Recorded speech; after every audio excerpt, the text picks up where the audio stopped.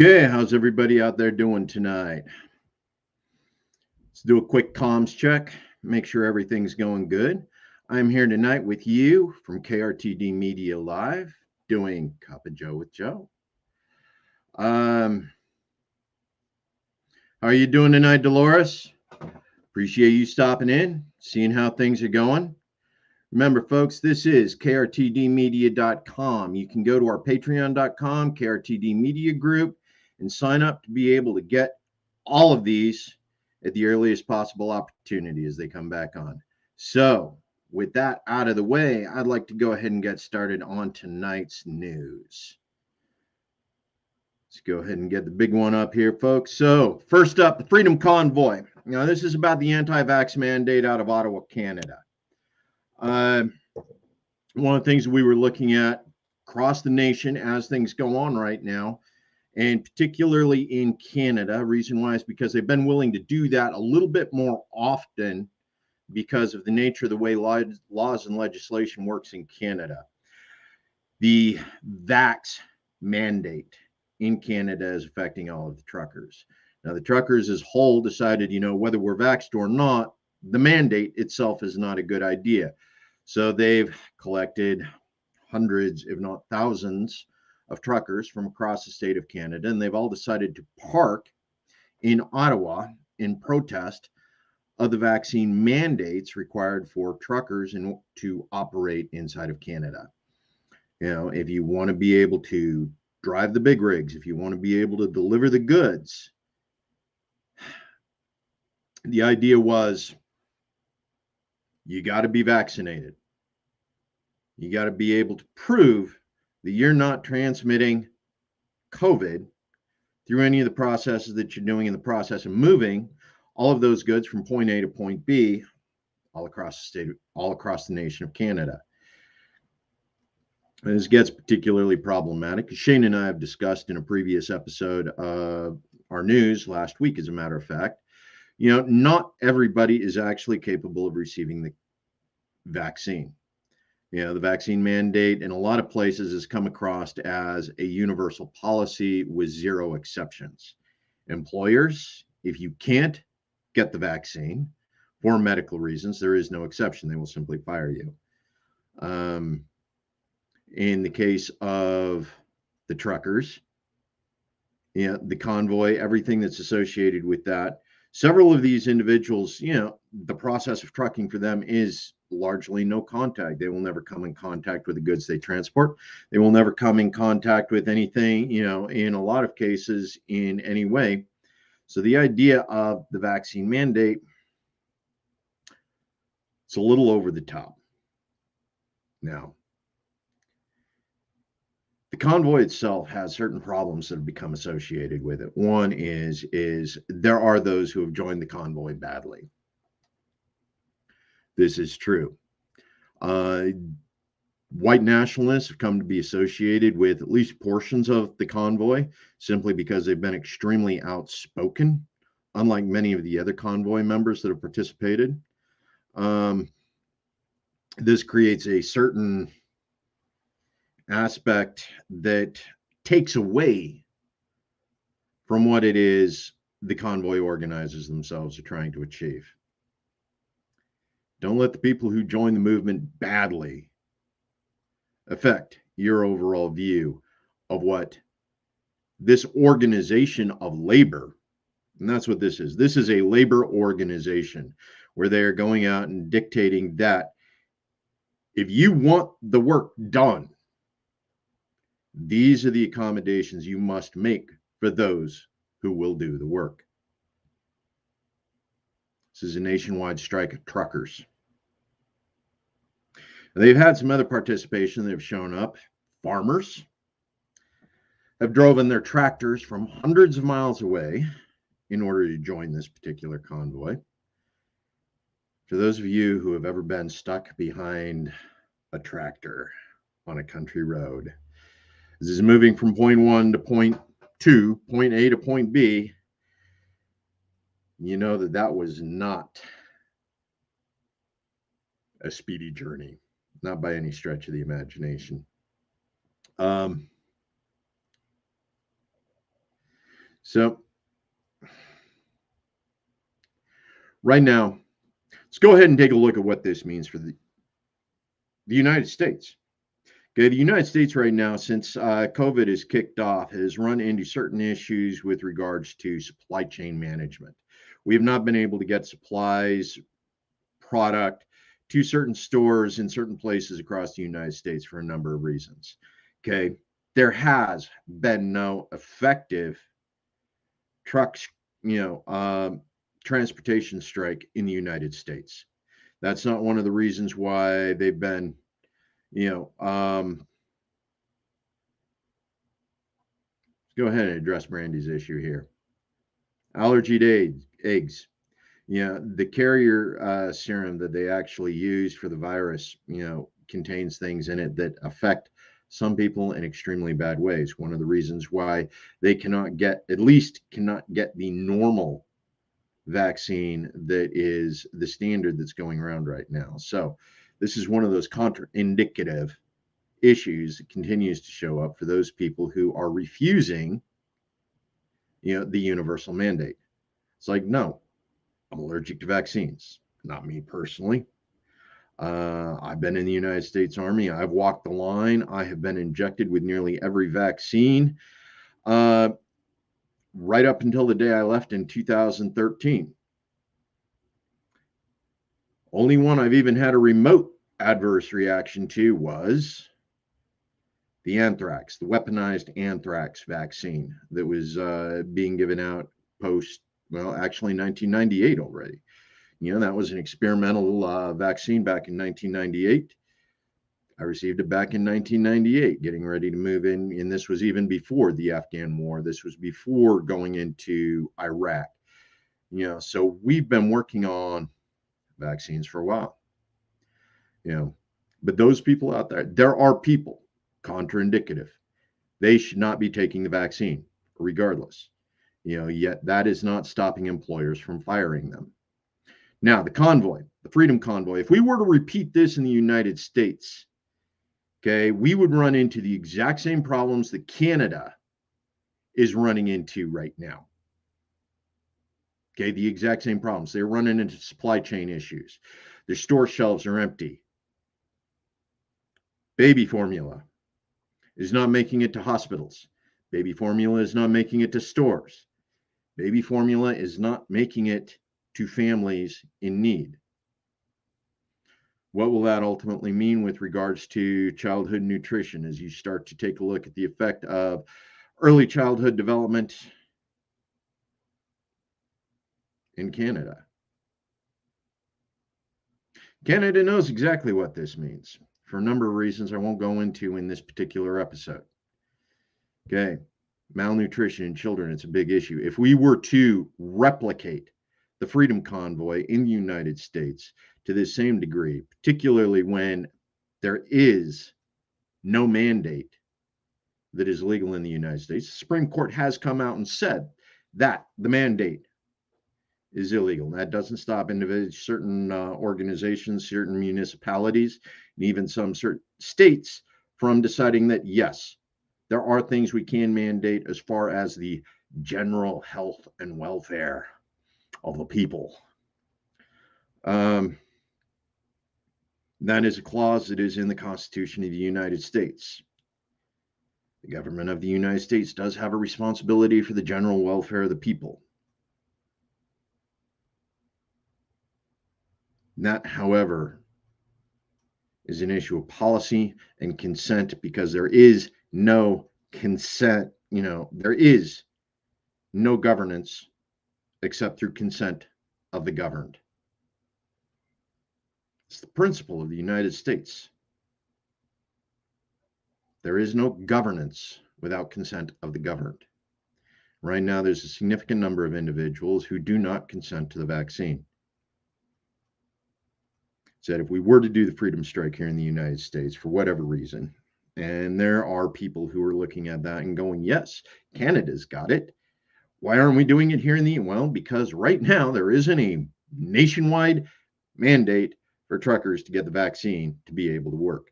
How are you doing, Michelle? Glad to see you this evening. Brandy, one of the things, trouble keeping sharp containers, sterile water, some imported meds in stock. Absolutely, this is one of the things that continues to be an issue with regards to general welfare of the people, making sure that our hospitals and our medical centers are adequately staffed in order to deal with emergencies as they come up. This is one of the problems we've actually run into with for-profit medicine ever since Nixon. Thank you, Nixon. And the just-in-time supply chain has created problems, particularly as certain organizations, especially in for-profit healthcare, have figured out that reducing access to certain kinds of care, certain products, allows them to increase the profit margin on the products they make, on the services they provide. This is going to be one of those big issues that our Red Berets will talk about quite a few times, quite often in the future. Got my own issues with it. A slightly different approach, slightly different solution. But again, that is not something for today's discussion. Just know that if, for whatever reason, the transportation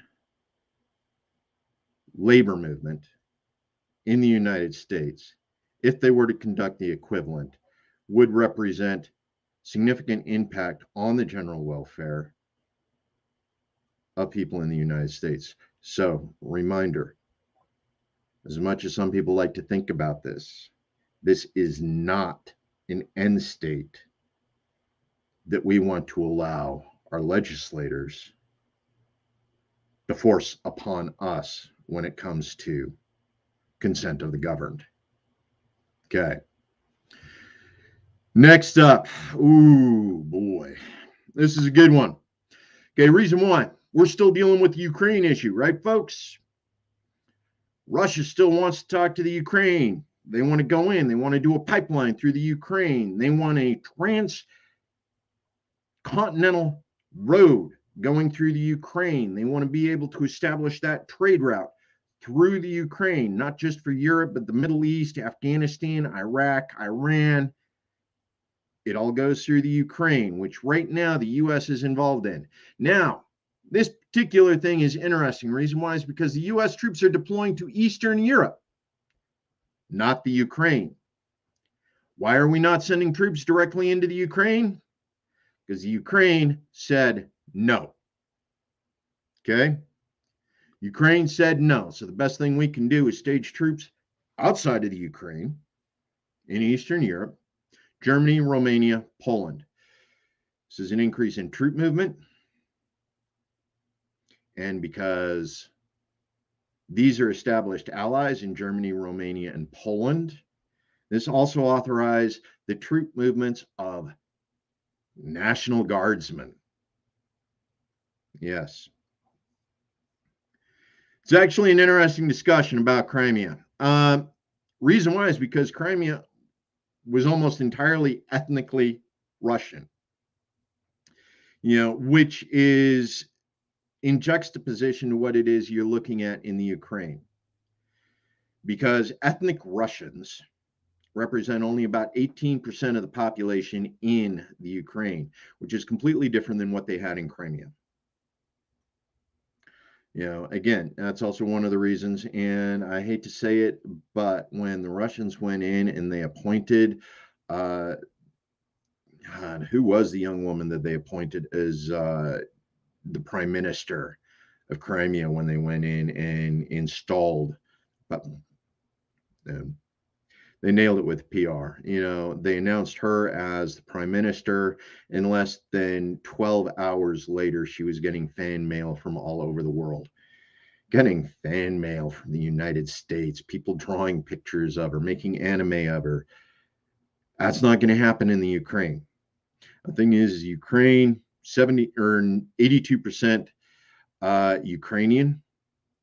Now that's a mix. Reason why is because the Ukraine, that particular region, there are a lot of cultures that are associated with it, in that it's trying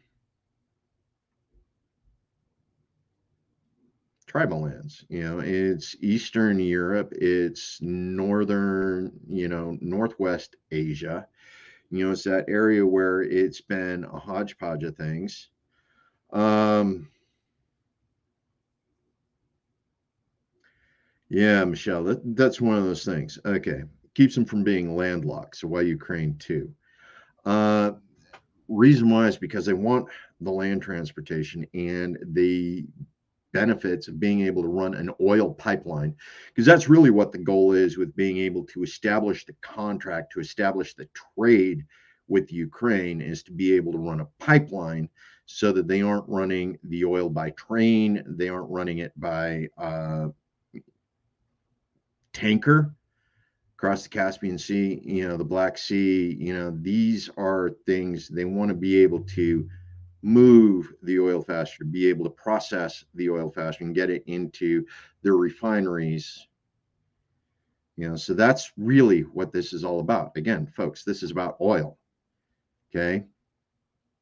Strategic resources, the ability to fuel the automation that drives a developing nation, that drives a first world nation. You need to be able to run the trucks. Remember that convoy that we were just talking about? You need to be able to fuel the generators. You need to be able to keep lights on, running propane. It's all about getting oil into the far reaches of what's going on in Russia so that Russia can continue to develop its economic strength, which, of course, is the issue the United States has with Russia's interest in the Ukraine. Now, mind you, CIA, United States State Department, has been involved in maintaining that friction between the Ukrainians and the Russians, ever since the Berlin Wall went down in '87. Once the United Socialist Soviet Republic, the USSR, fell and fractured, it became balkanized, and all of these little independent countries stood up outside of what was the USSR. There's been a program for what's called the One Russia. Now, this is Putin. Putin's been planning the One Russia. That is the idea to go back and reclaim all of the territories that were lost when the USSR fractured and unite them all under the Russian flag. This has been his platform for, an ungodly number of years now. But this is Putin's platform. Be able to create that economic trade, create that abundance through restoring all of those all of those strategic resources back into Russia.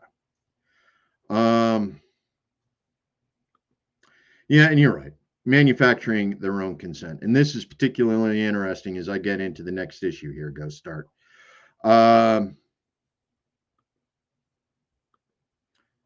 This is a good question. What would energy independence from oil and gas do to Russia and European relations? Okay, ironically, it would facilitate a lot because, one, Europe and Russia themselves aren't actually manufacturing the oil. They got to get it from somewhere else for the most part. The United States happens to be one of the largest producers of petroleum-based products in the world right now, one of the largest exporters, no less. Now, the dynamics of being able to have a pipeline that crosses the Ukraine into Russia would change that dynamic significantly, especially since it would be moving Mideast oil, through the Ukraine into Russia and into those refineries. Energy independence. What would it be like if we were actually able to generate safe nuclear power? Ones where we don't have to worry about accidents like Chernobyl or Fukushima, but we were able to take these long-term nuclear projects that were able to power significant, and even if you're looking at other forms of energy, green, whether you're looking at hydropower, whether you're looking at solar, whether or not you're looking at some of these other options that become available as the technology works and we find out more things about, creation of biodiesel, biofuels, being able to turn hemp oil into diesel. These things that create independence from fossil fuels by using renewable resources that can be grown anywhere at any time. It's a good question. And it's one of those that we should be looking at more significantly than we currently do. However, let's go ahead and get into this next issue. Give me a moment to breathe, folks, because this one's going to be rough for me. Okay. This, an exclusive interview with Senate Foreign Relations leaders. Okay, in this case, the Senate Foreign Relations leader is one of the senior Republicans. This is Senator James Risch. James Risch has been in the United States Senate since 2009. Okay, that said, Senator James Risch has been a staple in Idaho politics since 1974. Okay. This guy moved from Wisconsin in 1972, 73 with his law degree, then moved straight into politics in the state of Idaho, and he has been ensconced, embedded in our politics here in my state since 1974. 26, 46, damn near 50 years, folks. 50 years. How you doing, Sam? Thanks for dropping in. Okay, now in this particular conversation, this is from CNN. This is somebody who's responsible for foreign relations. He's responsible for developing the relations with foreign nations and determining whether or not we in the United States will be going into some sort of military adventurism in order to preserve a status quo that he's been living under for nearly 50 years. Okay, it's going to cripple their oil production. And as we all know, Russia is simply a gas station that is masquerading, a thinly disguised masquerading, as a country. Yes. You're right. Cruz in Texas. Except Cruz did it recently. He hasn't been installed in, a state's government for 50 years now at this point. Okay, now, this is ironic. Reason why is because James Risch has been a strong supporter of the war in Afghanistan. He's been a strong supporter in the war of Iraq. He's been a strong supporter of military adventurism around the world with regards to the United States. And in this case, it's actually ironic that he chose this particular phrasing, especially considering how often the U.S. has been described as an oil company with an army. Give you guys a few moments to digest that. Yes, the United States, based on the way our current government favors military adventurism and why we choose military adventurism, Senator James Risch is part of that establishment that uses American sons and daughters to bolster U.S. corporate oil interests around the world. And in this case, he didn't actually, he failed to hide it in one of the most amazing ways, incredible. He literally called Russia out for being what he has turned the United States into.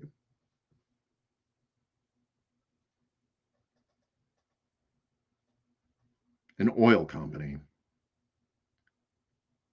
with the strongest military in the world is what we've become here in the United States, and nothing more than puppets, pawns for people like Jim Risch to send around the world in order to acquire more strategic resources for the United States.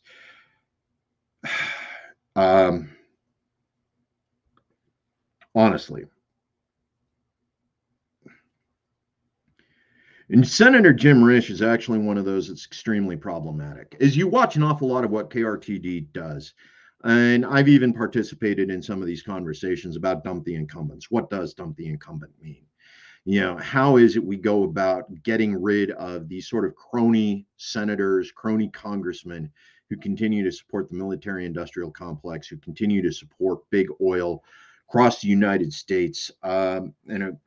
Senator Jim Risch has just stepped out and literally admitted on CNN that this is his goal.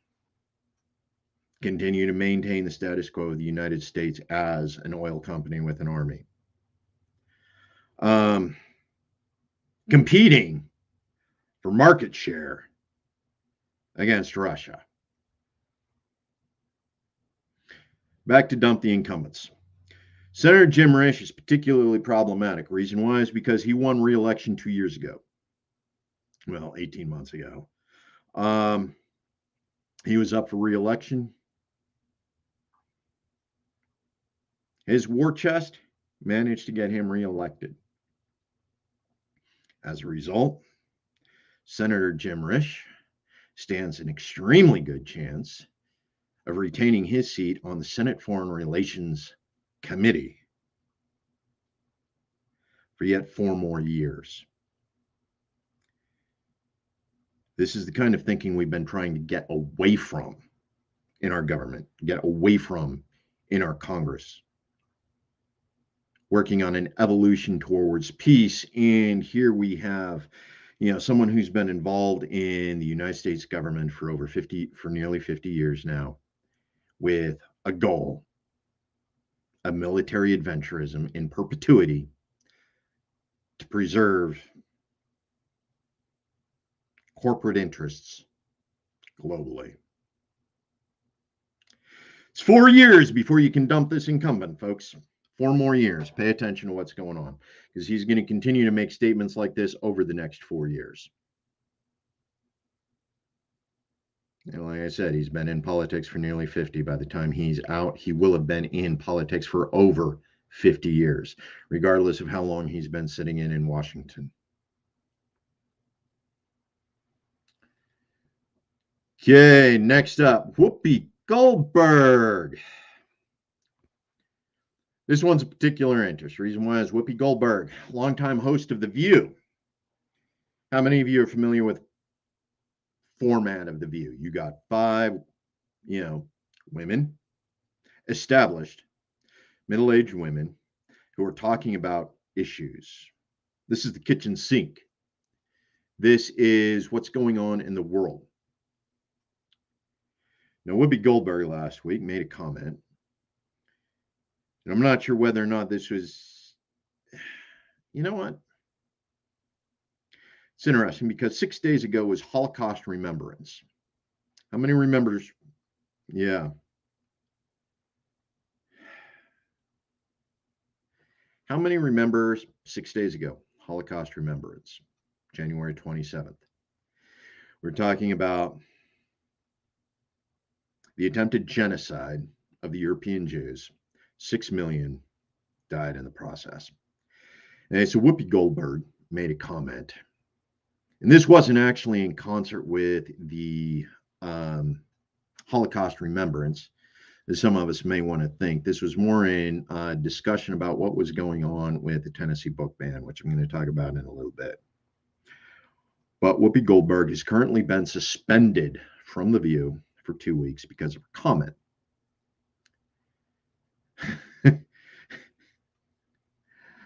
It's a good one, Ghost Start. I'll have to come back to this one. U.S. World's Jed Clampett. There's Earl in them there hills. Yes, there is. Okay, now Whoopi Goldberg. Well, honestly, Kay, that's most of us. That is most of us. Now, the thing about Whoopi's comments was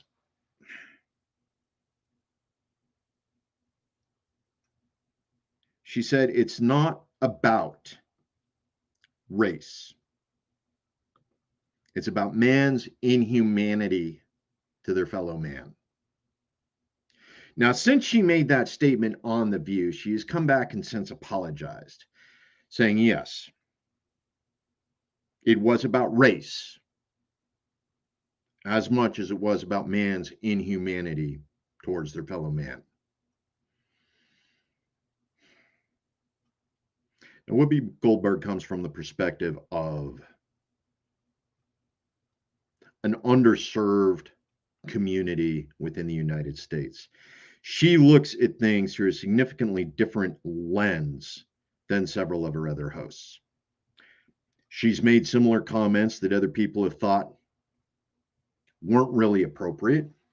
Who remembers the discussion where she came out in defense of Vic for his dogfighting arrest? It's about the culture. It's about the culture. Or in Vic's case, the subculture in which it was the toxic masculinity in which he was raised in, where dogfighting was acceptable, even though it was illegal. Ray Vic, he ended up going to, ended up with a couple issues, but these are the things, where Whoopi comes in from a different perspective. And it's sort of funny as you watch the Twitter feed go on, and it's like, here you have the woke left out there going, she said something bad about the Jews, so we got to cancel her. But she's a black woman in the United States. Okay. Whoopi knows where the confusion, what it was she was trying to say happened. She has come out and apologized. And as we all know, yes, it was most definitively about ethnic cleansing.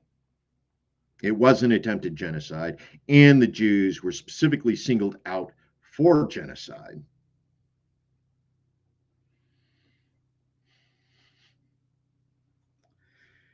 Yeah, Ghost Start. I'm going to have to let that one sit, man. I'm going to have to let that one sit.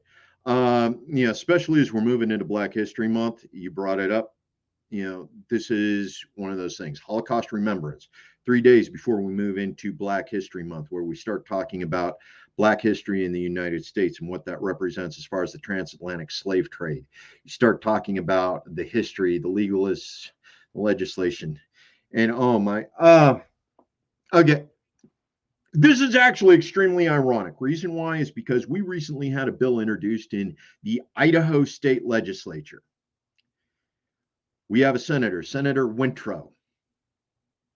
She introduced a bill into committee. You know what the bill was? The bill was to allow a landowner, free of charge, to go into the county clerk and have the clause stricken from a deed that said the property could only be sold to white folk.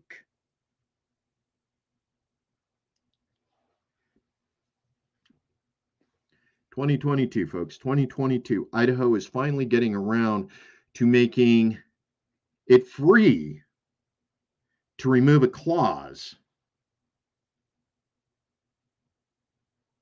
that land could only be sold, that plots of land could only be sold to white folk. No kidding. So that's one of the things that we're looking at as far as relations between certain demographics. When it comes to ethnic cleansing, when it comes to ethnic priorities, when it comes to treating people differently because of a specific ethnicity, because of their nation of origin, because of a particular heritage, because of the degree of melanin in their skin. It's 2022 and we're still dealing with these issues. And when we look back at Holocaust remembrance, when we look back and we compare it to issues that are currently going on,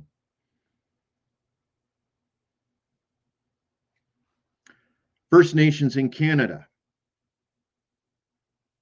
are still dealing with fallout from the residential schools. The understanding that the graves they found were in no way an indication of the depravity of the members of the churches that oversaw those residential schools.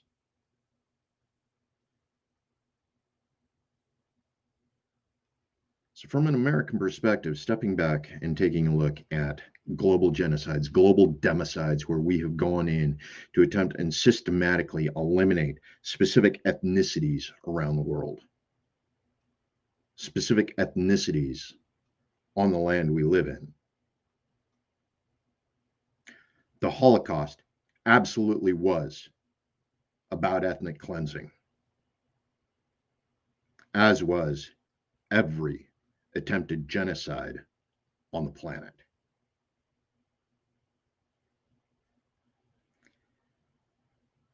Man's inhumanity to their fellow man. It's time to get over it, folks. We live in a world that's capable of being so much better, is being capable of being so much more.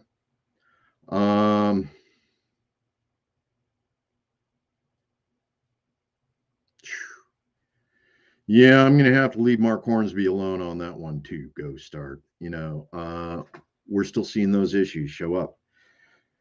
Here it is, 2018, 2019, 2022, and we are still seeing the way that race still shows up in our legal system, the way that race still shows up in our policy, the way that race still determines the actions of our government in all the branches, whether it's the legislative, whether it's the executive, whether it's the judicial.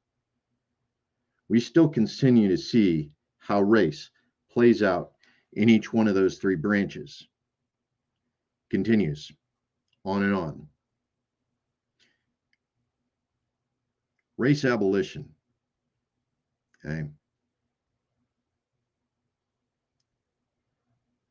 It's ultimately our goal as humans. There is only one race. It is the human race.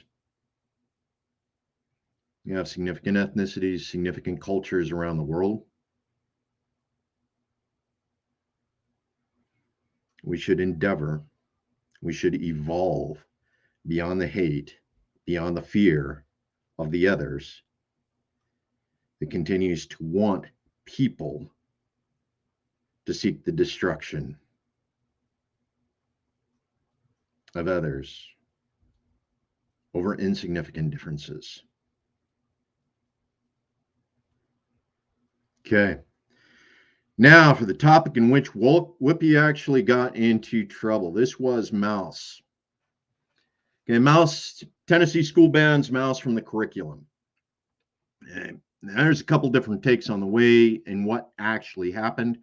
Whether it was banned from the library, whether it was banned from the school, whether it was just banned from a curriculum, whether or not the school board decided, take it out of the library, just take it out of the curriculum. Just don't teach it to the 8th graders because it's a graphic novel and it has nudity, it has violence, it has the lives of the Jewish people during the Holocaust memorialized in graphic novel format.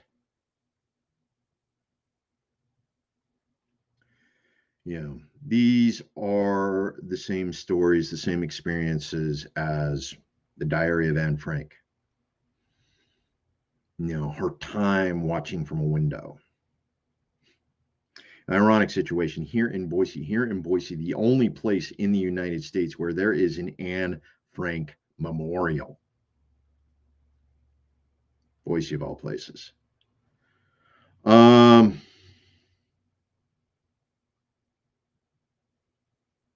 going to go ahead and talk this up.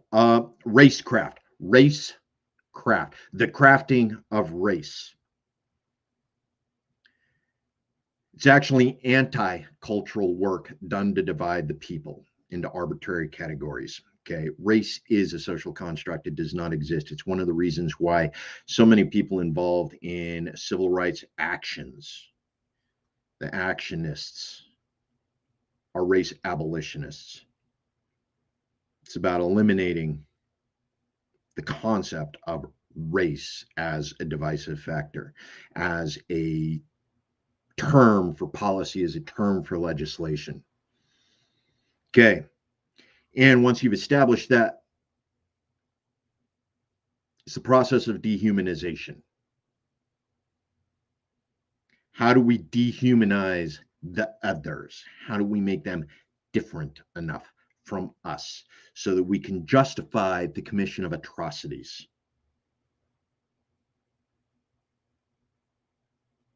They are our brothers and sisters. We exist. We share blood. We share a heritage.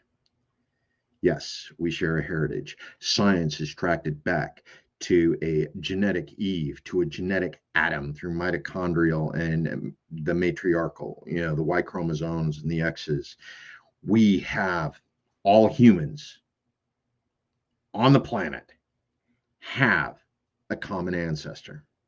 So why do we go about killing each other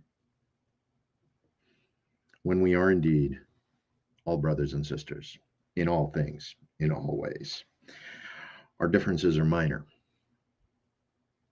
You see more genetic difference between tribes of chimpanzees than you do from one human compared to any other. But it's the process of the otherizing, making people bad, the enemy, the dehumanization process, the thing that says, you are not one of us, you do not belong. Mouse is the story of the Jews during the Weimar Republic. This was in the early, just before we went into World War II, and we were looking at the global issues that were continuing to go on. The ironic thing is as much as we talk about what happened in Germany, what we talked about was going on with the Holocaust.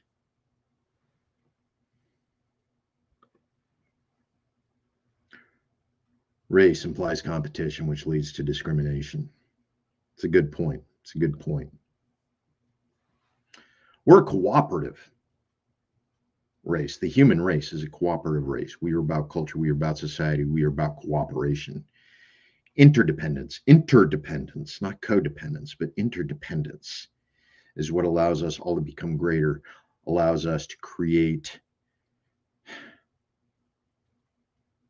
specialization, which gives us economy of time so that we have more luxury time to create things and become enlightened as a race in such a way that we gain knowledge, we gain the knowledge now, the knowing of now,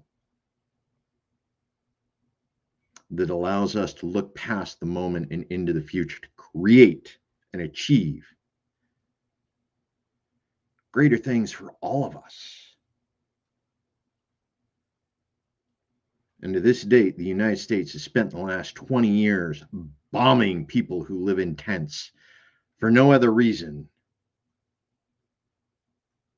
than to make a bomb maker money.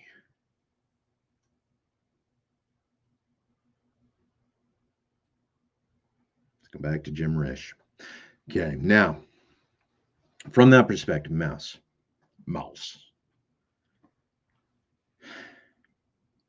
What it means. Let's see what I got here. Okay.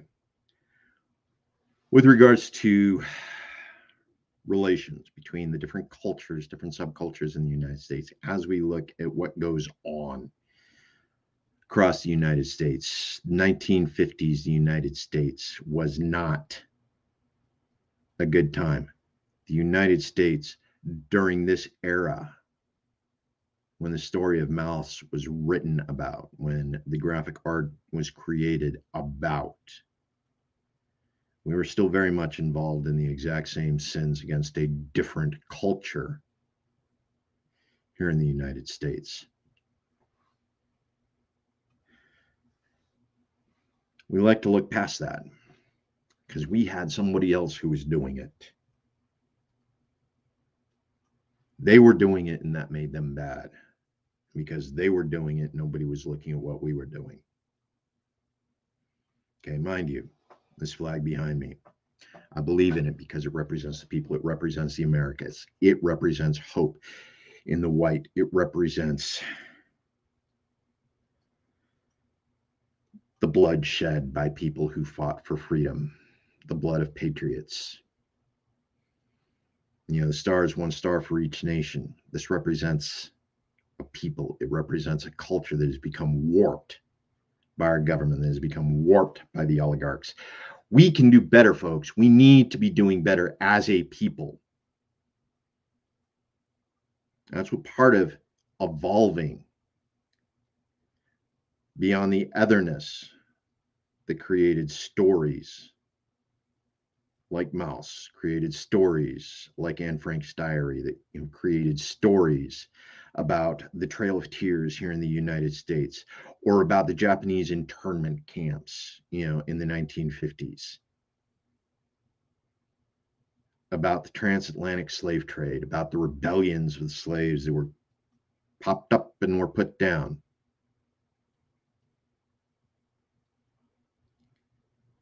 We need to work on developing and getting past this sense of competition. We are cooperative. We are a species of cooperation. Let's go ahead and cover some of the other issues that have popped up. Like I said, Michelle. Mukilteo, Washington, banned to kill a mockingbird. Okay. Book burning in the United States, regardless of how you look at it, if you need to resort to burning a book, it means it represents something you are scared of people finding out about, particularly your children. Okay. Every one of these stories represents a history. They represent a capacity for what authors in the past saw as potential futures. Whether you're looking at 1984, whether you're looking at Soylent Green, whether you're looking at The Handmaid's Tale, one of the more recent ones of a dystopian America. If you are looking at banning those books because you are afraid of the future that those stories are telling about, it's probably a good indication that that future is a lot closer than objects in the mirror may appear.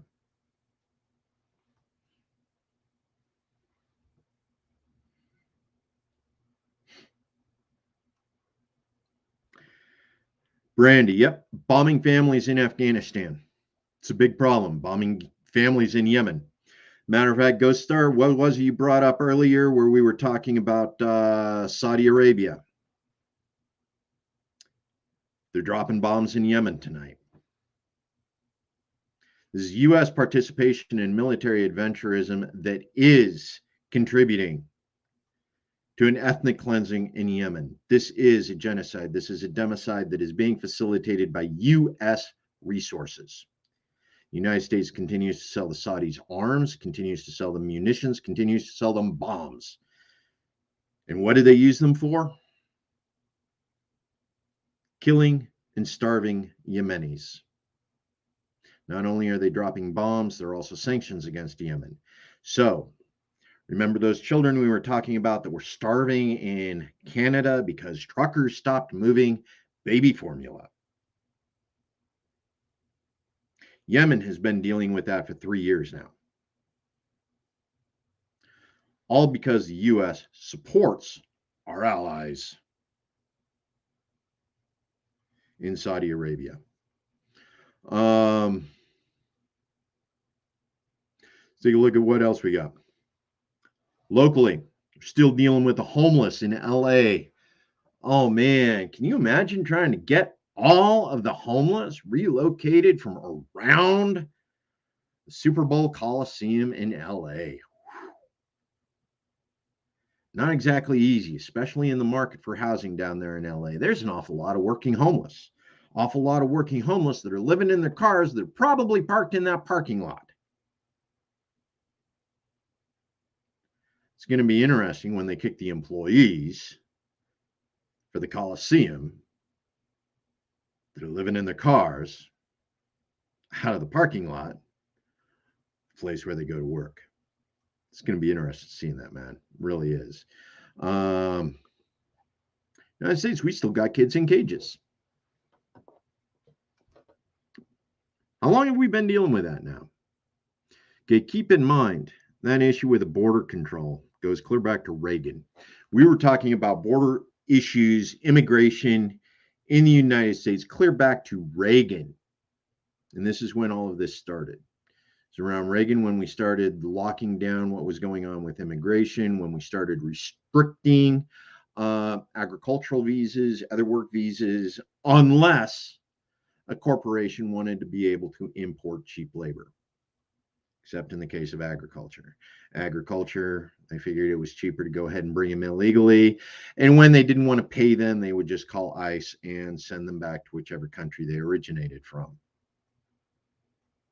But we still have kids in cages. The reason why is because those kids aren't able to survive in the nations they were born in because of U.S. foreign policy and because of climate change. It doesn't matter whether you believe it's man-made or whether you believe it's natural. The point is climate change happened, and it turned a lot of those areas where they lived into deserts. And when a people can't eat because what used to be their farmland is now barren, they go looking for places where they can grow food. Right now, we can still grow it in the United States. We can still grow it everywhere in the United States. They come here because they, one, seek escape from our foreign policy. Two, we are still a land of opportunity, regardless of what our government tries to make us into. We still have work here. We still have the ability to create. We still have the ability to produce. We still have the ability to become greater than we are. We still have the ability to stand up from an entrepreneurial mindset and create greatness in the communities in which we live, regardless of how much labor gets exported out of the country for corporate profits.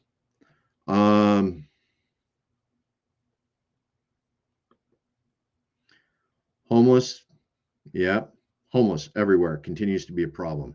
The market for housing in the United States, complete with inflation, everything else that's going on in the labor market, we continue to see issues with homeless development. It builds and it continues to build. Now, depending on how you look at what's going on with the homeless market and who's actually purchasing, reason why is because the trend for home ownership is, ironically, more homes are being bought by corporate interests than they are by homeowners, by residents.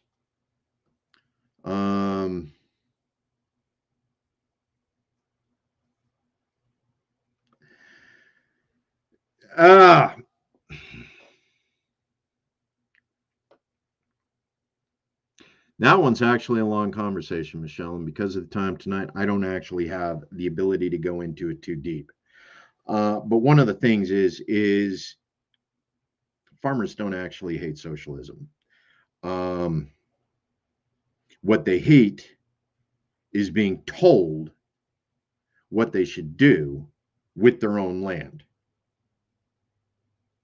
Ironically, capitalism does that even more than socialism does. The reason why they're so scared of socialism is because every instance in which an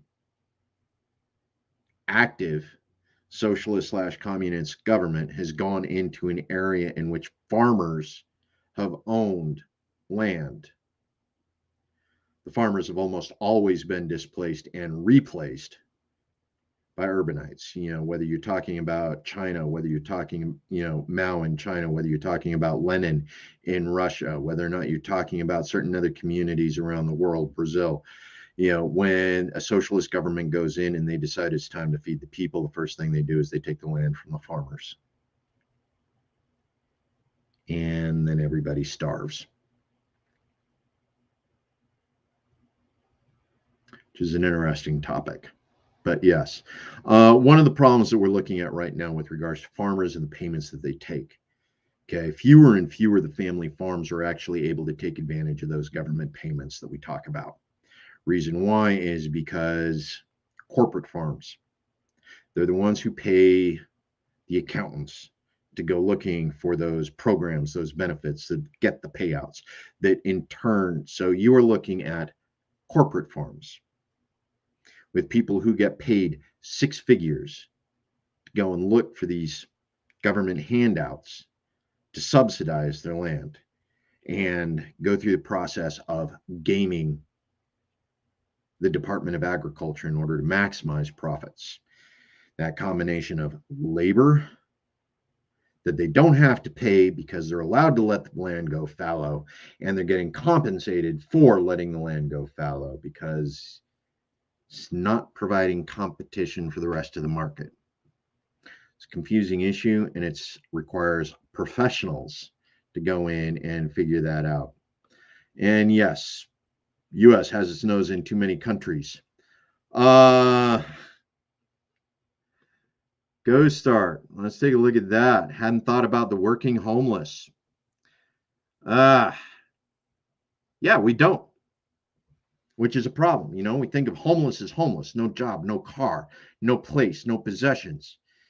We don't even realize how many homeless people in America are actually homeless families with children, young children, infants.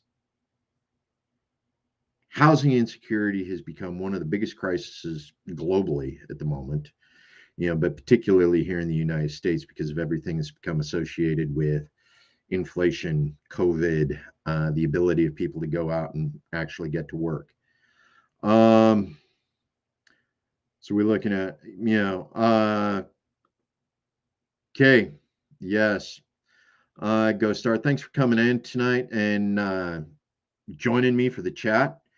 I got to be rolling on here soon because I got other things to talk about with other people about other issues, one of which happens to be medical marijuana. I'm going to go into a meeting right after this.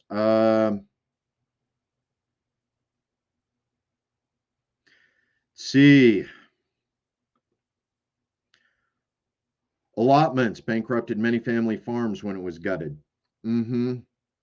Out here in Idaho, good point. More than a few urban politicians collect obscure farm subsidies. Okay, yeah, you own 10 acres in a rural community in which you now live, but you have never touched a tractor. You have never ridden a plow. And somehow that 10 acres that you let go fallow permanently, somebody has found you a way to collect a benefit from doing nothing more than manicuring your lawn. We got too many urban politicians that are collecting those subsidies. They're intended for farm subsidies. They live off of those while sitting in Capitol Hill talking about who should get subsidies. Yes, crooked. Definitely need to clean that issue up. And yes, occupy vacant housing. Go ahead. Absentee property management rights. It's an interesting concept, particularly in libertarian circles. Reason why is because absentee land ownership. If you're not using it, are you actually entitled to it?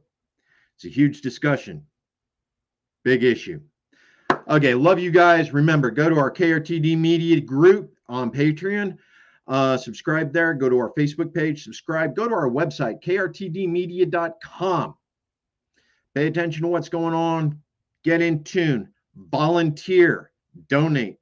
Keep the money coming. That allows us to keep maintaining conversations like this with you, the people, so that we have these discussions about the things that are important, not just to us, but to you.